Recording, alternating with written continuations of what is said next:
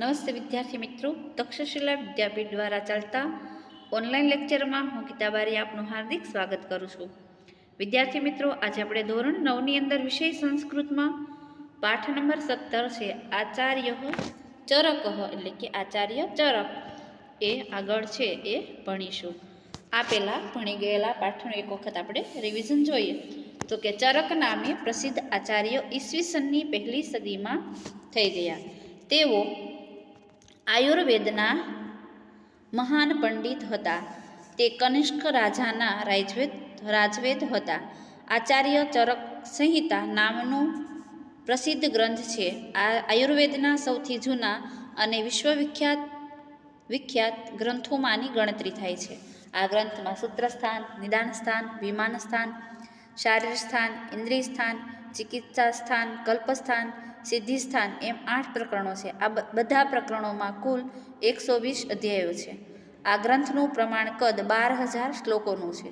આમાં લગભગ 2,000 ઔષધ યોગોનું વિસ્તૃત વર્ણન છે. આ વર્ણનમાં તાવ, રક્તપિત્ત, ઉન્માદ એટલે કે ગાંઠપણ જેવો,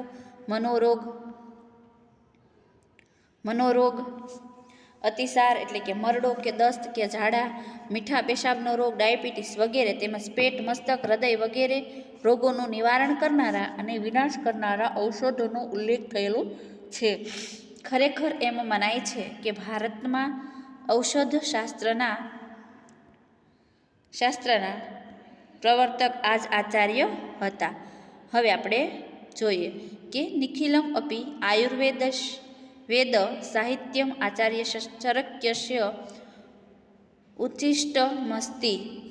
હવે આખું આયુર્વેદ નિખિલમ અપી એટલે કે આખું આયુર્વેદ સાહિત્યમ એટલે કે આયુર્વેદ સાહિત્ય આચાર્યસ્ય એટલે કે આચાર્ય ચરકનું ઉચ્ચિષ્ટમસ્તિ એટલે કે એઠું વાપર્યા પછી બચી ગયેલું છે. અથચ આયુર્વેદ શાસ્ત્રી યત જ્ઞાનમ ચરક સંહિતામ વર્તતે તદેવ સર્વત્ર વર્તતે. એટલે કે હવે આયુર્વેદ શાસ્ત્રનું યત એટલે કે જે જ્ઞાન એટલે જ્ઞાન ચરક સંહિતાયામ વર્તતે એટલે કે ચરક સંહિતામાં છે તે એટલે કે તદેવ એટલે કે તે સર્વત્ર એટલે કે બધે જ છે. હવે આપણે જોઈએ તો કે આખું આયુર્વેદ સાહિત્ય છે આચાર્ય ચરકનું એટલે કે એઠું એટલે કે વાપર્યા પછી બચી ગયેલું છે. હવે આયુર્વેદ શાસ્ત્રનું જે જ્ઞાન ચરક સંહિતામાં છે તે બધે જ છે. ચરક સંહિતાયામ યત નાસ્તિ તત કુત્રાપી ન વર્તતે એટલે કે ચરક સંહિતામાં જે નથી તે બીજે ક્યાંય નથી. અશ્ય કેન ઉપદેશાહ સ્મર્તવ્યાહ સંતિ. હવે એમના કેટલાક ઉપદેશો છે એ યાદ રાખવા જેવા છે. તદ્ય અથા એટલે કે તે આ પ્રમાણે છે. મનુષ્ય કેન પ્રકારેણ રોગરહિતમ ભવિતુમ અર્હતિ વિશે ઉપદિશ્યતિ આચાર્ય. એટલે કે માણસ કઈ રીતે રોગરહિત થઈ શકે છે એ વિષયમાં આચાર્ય ઉપદેશ આપે છે. નરો હિતાહાર વિહાર સેવી સમીક્ષકારી વિષયેશ્વ તક દાતા સમઃ સત્યપરઃ વાતાત્મો પસેવી ચ ભવત્ય રોગી. એટલે કે નરો એટલે કે માણસ,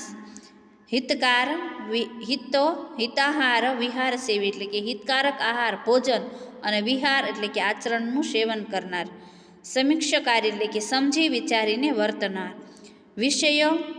વિષયેશ્વ તક એટલે કે વિષય વાસનામાં અનાસક્ત, દાતા સૌ પ્રત્યે સત્યપર બધા પ્રત્યે સમત્વની ભાવના રાખનાર, સત્યપરાયણ, ક્ષમાવના તો પસેવી ચ એટલે ક્ષમાશીલ અને આપ્તજનોની સેવા કરનાર માણસ નિરોગી રહે છે.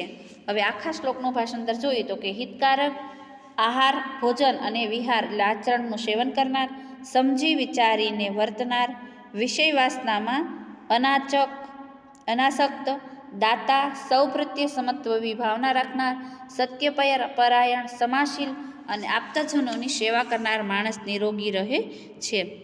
અર્થાત યહ નરઃ હિતસ્ય આહારસ્ય વિહારસ્ય ચ સેવનમ કરોતિ સર્વ કાર્યમ સમીક્ષમ કરોતુ करोति विषयेषु निरामास्तकः न भवति यः दानं करोति व्यवहारे समत्वं क्षमाभावं च आचरति आप्तजनानां सेवां करोति तादृश नरः અરોગી અર્થાત સ્વસ્થ ભવતી. અર્થાત યહ નર એટલે કે જે નર હિતસ્ય એટલે કે હિતકારી, આહારસ્ય વિહારસ્ય એટલે કે આહાર અને વિહારનું સેવનમ કરોતી એટલે કે સેવન કરે છે, સર્વે કાર્ય સમીક્ષમ કરોતી બધા કામ સમજી વિચારી કરે છે, વિષયેષુ નિરામાસક્ત એટલે કે વિષયોમાં એકદમ અનાસક્ત રહે છે, યહ દાનમ કરોતી જે દાન કરે છે, વ્યવહારે સમત્વમ ક્ષમા ભાવમ ચ આચર્યતિ વ્યવહારમાં સમત્વ અને ક્ષમાભાવ આચરે છે, આપ્તજનાનામ સેવામ કરોતિ આપ્તજનોની સેવા કરે છે, તાદસ્ય એટલે કે તેઓ નર એટલે કે માણસ આરોગ્ય અર્થાત સ્વસ્થ ભવતી તે માણસ છે એ રોગરહિત અર્થાત સ્વસ્થ રહે છે. હવે આખું ભાષાંતર જોઈએ તો કે અર્થાત જે માણસ હિતકારી આહાર અને વિહારનું સેવન કરે છે, બધા જ કામ સમજી વિચારીને કરે છે, વિષયોમાં એકદમ અનાસક્ત રહે છે, જે દાન કરે છે, વ્યવહારમાં સમત્વ અને ક્ષમાભાવ આચરે છે, આપ્તજનોની સેવા કરે છે, જે દાન કરે છે, તેવો માણસ રોગરહિત અર્થાત સ્વસ્થ રહે છે. અત્ર એક પ્રશ્ન અહીં એક પ્રશ્ન છે. કિમ એટલે કે શું, ઔષધમ એટલે કે ઔષધ, વિના એટલે કે વિના, વગર, સમ્યકમ એટલે કે વગર, સારી રીતે, વ્યવહારેણાપી જનઃ એટલે કે સારી રીતે કરાતા વ્યવહાર વડે પણ માણસ રોગરહિતમ એટલે કે રોગરહિત, ભવિતુમ અર્હતિ એટલે કે થઈ શકે છે. તસ્ય એદ ઉત્તરમ એટલે કે તેનો ઉત્તર આ છે. યદા રોગ શરીરે પ્રવિષ્ટો ભવતી તદા જ્યારે રોગ શરીરમાં પ્રવેશ કરે છે ત્યારે ઔષધસ્ય એટલે કે ઔષધની આવશ્યકતા ભવતી એટલે કે ઔષધની જરૂરિયાત હોય છે, પરંતુ શરીરે રોગસ્ય પ્રવેશ એટલે કે શરીરમાં રોગનો પ્રવેશ જ ન થાય એવ ન સાત એતદર્થ એ માટે માનવીને એટલે કે માણસે સમ્યકમ એટલે કે સારી રીતે, વ્યવહાર એટલે કે વ્યવહાર, કરણીયમ એવ કરવો જ જોઈએ, વ્યવહારસ્યાપી સ્વાસ્થ્યે પ્રભાવો ભવિત્ય એષઃ એટલે કે વ્યવહારનો પણ સ્વાસ્થ્ય પર પ્રભાવ પડે છે. ચરકાચાર્યસ્ય ઉપદેશ એવો ચરકાચાર્યનો ઉપદેશ છે. હવે જોઈએ તો કે અહીં એક પ્રશ્ન છે કે શું ઔષધ વગર છે એ સારી રીતે કરાતા શું ઔષધ વગર સારી રીતે કરાતા વ્યવહાર વડે પણ માણસ રોગરહિત થઈ શકે છે? તો એનો જવાબ છે એ આપે છે ચરક. તો કે જ્યારે રોગ શરીરમાં પ્રવેશ કરે છે ત્યારે ઔષધની જરૂરિયાત હોય છે, પરંતુ શરીરમાં રોગનો પ્રવેશ જ ન થાય એ માટે માણસે સારી રીતે વ્યવહાર કરવો જોઈએ, વ્યવહારનો પણ સ્વાસ્થ્ય પર પ્રભાવ પડે છે એવો ચરકાચાર્યનો ઉપદેશ છે.